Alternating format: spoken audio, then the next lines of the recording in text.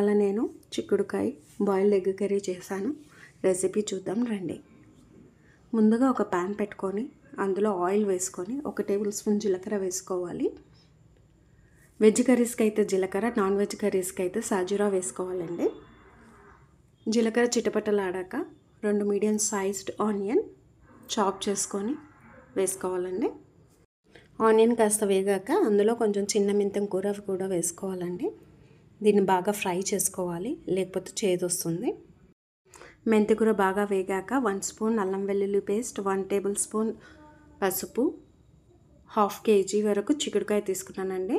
చిక్కుడుకాయ కూడా వేసి బాగా ఫ్రై చేసుకోవాలి. చిక్కుడుకాయ కాస్త వేగాక రుచికి సరిపడా సాల్ట్ వేసుకొని కలుపుకొని లిడ్ పెట్టుకొని ఒక 10 మినిట్స్ ఉడికించాలండి. 50 to 60 గ్రామ్స్ పచ్చిమిర్చి, 2 బిగ్ సైజ్ టొమాటోస్ తీసుకోవాలండి. మిర్చీలను చాపర్లో వేసుకొని సన్నగా క్రష్ చేసుకోవాలి.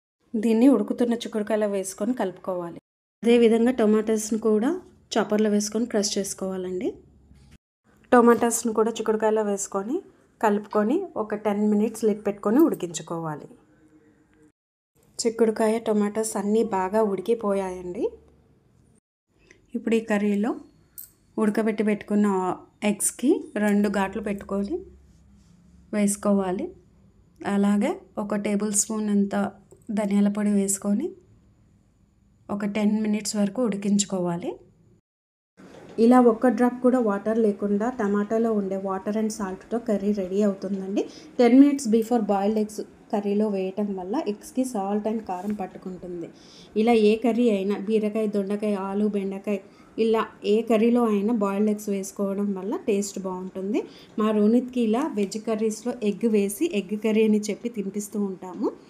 నా రెసిపీస్ నచ్చితే లైక్, షేర్ చేయండి.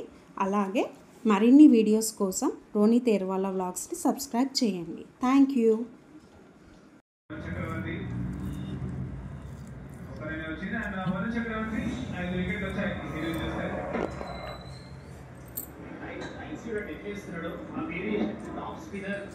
Super! Like, share, subscribe.